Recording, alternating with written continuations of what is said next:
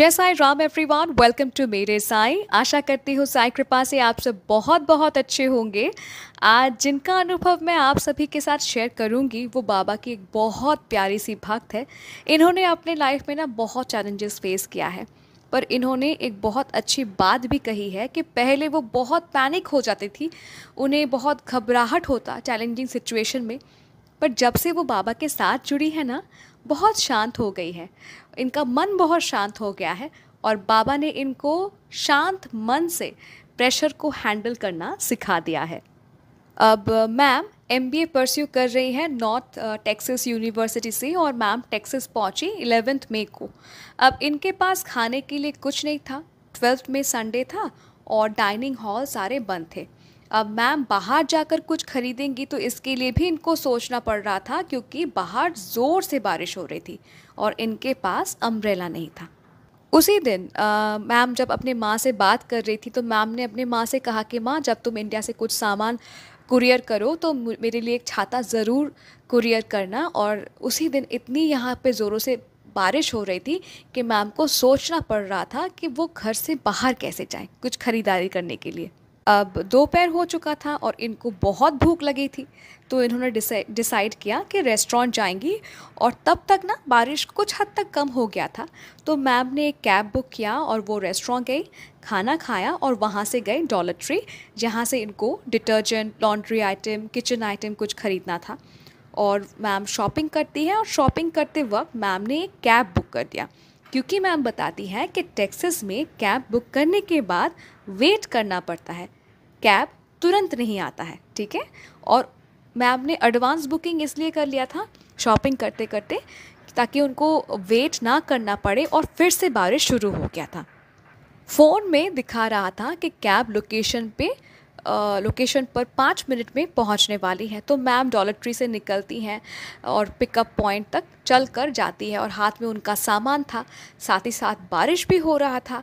तो मैम किसी भी हालत में पिकअप पॉइंट तक पहुंचती है और जब मैम पिकअप स्पॉट पर पहुंचती है तो वो देखती है कि कैब 20 मिनट और डिले हो गया है। अब खाली रास्ता, ठीक है, ज़ोर से बारिश हो रही है, कैब लेट हो गया है, मतलब कैब डिले हो गया है, सर ढकने के लिए एक शेड भी नहीं। मैम बहुत परेशान हो गई, क्योंकि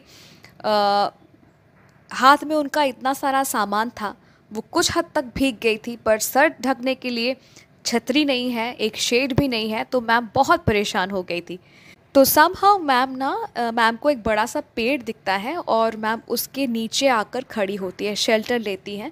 ठीक है। और मैम मन ही मन बाबा से बात करने लगी कि बाबा, आपको अच्छा लग रहा है, आपको मुझे सताना इतना अच्छा लग रहा है, आप देख रहे हो कि इतनी ज़ोरों की बारिश हो रही है, मेरा कैब लेट हो रहा है, मेरे पास मैं भीग रही हूँ, मेरा सामान भीग रहा है, आपको बहुत अच्छा लग रहा है, आपको मुझे तंग करना इतना अच्छा लगता है। तो बाबा से मैम मन ही मन झगड़ रही थी।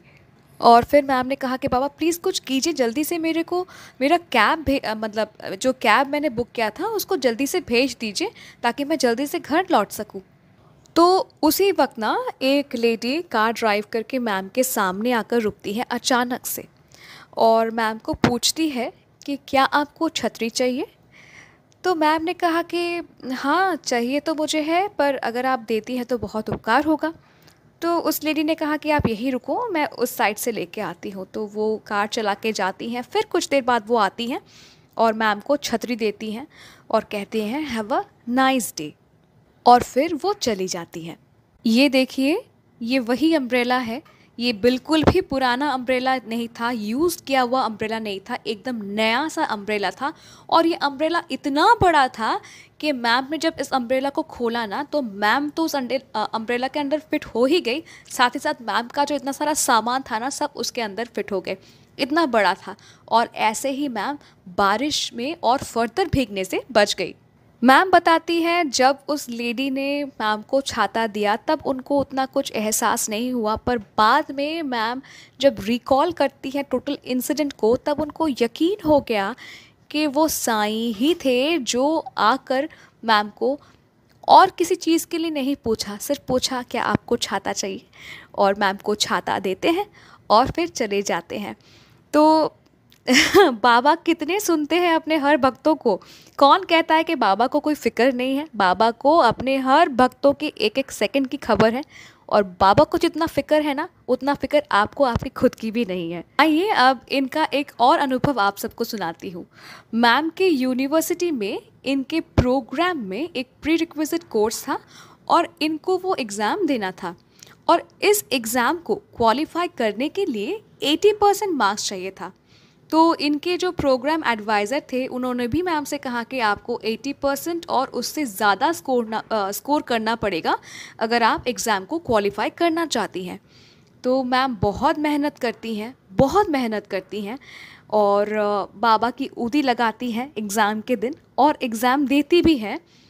पर जब रिज़ल्ट आउट हुआ, जब रिज़ल्ट डिक्लेयर हुआ, तो मैम को 70% मिला। मैम 70% ही स्कोर कर सकी। इसके बाद मैम ने हेड अथॉरिटी को मेल किया कि मैंने बहुत मेहनत किया है इस एग्ज़ाम को लेकर, मैंने बहुत प्रिपरेशन लिया था, बहुत मेहनत की है मैंने, फिर भी मैं 70% ही स्कोर कर सकी। प्लीज़ इस मैटर को थोड़ा कंसिडर कीजिए, और प्लीज़ आपका डिसीजन मुझे मेल कीजिएगा, मुझे इंतज़ार रहेगा। मैम मेल करती हैं, और मैम बताती हैं ना, वो बहुत रिलैक्स हो गई, बहुत शांत फील करने लगी। पर इससे पहले जब वो ऐसे चैलेंजिंग सिचुएशन फेस करती थी, वो बहुत पैनिक फील करती थी, पर इस बार ना वो बहुत शांत हो गई, बहुत रिलैक्स फील करने लगी, क्योंकि इनको यकीन था कि साईं मदद करेंगे। मैंने अपना 100% दिया है, साईं से कुछ भी छुपा नहीं है, बाबा मदद करेंगे। और कुछ दिन बाद इनके प्रोग्राम एडवाइज़र ने इनको कहा कि 70 कुछ फ्लेक्सिबिलिटीज़ प्रोग्राम में था, तो जो हेड अथॉरिटीज़ हैं उन्होंने तुम्हें अलाउ कर दिया है फर्दर प्रोसीड करने के लिए, तुम क्वालिफाई हो चुकी हो, even if you have scored 70%। और ऐसे ही साईं कृपा से मैम जहाँ पे रिस्ट्रिक्टेड था कि 80% स्कोर करना ही पड़ेगा तभी वो आगे प्रोसीड कर पाएंगी, साईं कृपा से मैम 70% स्कोर करती है, फिर भी उनको आगे प्रोसीड करने का मौका दिया जाता है। तो मैम बताती हैं कि पहले जैसे कि मैंने आगे भी कहा, वो बहुत पैनिक हो जाती थी, पर बाबा से जुड़ने के बाद ना, बाबा ने इनको सिखाया है कि सिचुएशन लाइफ पे बुरा भी आएगा, सिचुएशन लाइफ पे अच्छा भी आएगा, पर सिचुएशन के साथ कैसे डील करना होगा, बाबा ये इनको हर रोज़ सिखाते हैं अपने तरीके से। So ma'am thank you so very much, इतना प्यारा प्यारा दो अनुभव हमारे साथ शेयर करने के लिए। और आप सभी से कहूँगी कि अगर अनुभव अच्छा लगा तो प्लीज़ लाइक कीजिए, शेयर कीजिए, प्रचार कीजिए साईं महिमा। और अगर आप भी अपना अनुभव मेरे साथ शेयर करना चाहते हैं, यू आर मोस्ट वेलकम। आप मुझे ईमेल कीजिए, इंस्टाग्राम पे डायरेक्ट मैसेज कीजिए, या फिर मेरे व्हाट्सएप नंबर में भी आप मुझे मैसेज कर सकते हैं। मेरा email ID, Instagram account ID और व्हाट्सएप नंबर तीनों ही डिस्क्रिप्शन पे दिया हुआ है। अगर अभी तक जुड़े नहीं हैं मेरे साईं परिवार के साथ, यानी अगर अभी तक चैनल को सब्सक्राइब नहीं किया है तो कर लीजिए। मिलती हूँ बहुत जल्दी एक नए साईं अनुभव के साथ। टिल देन जय साईं राम।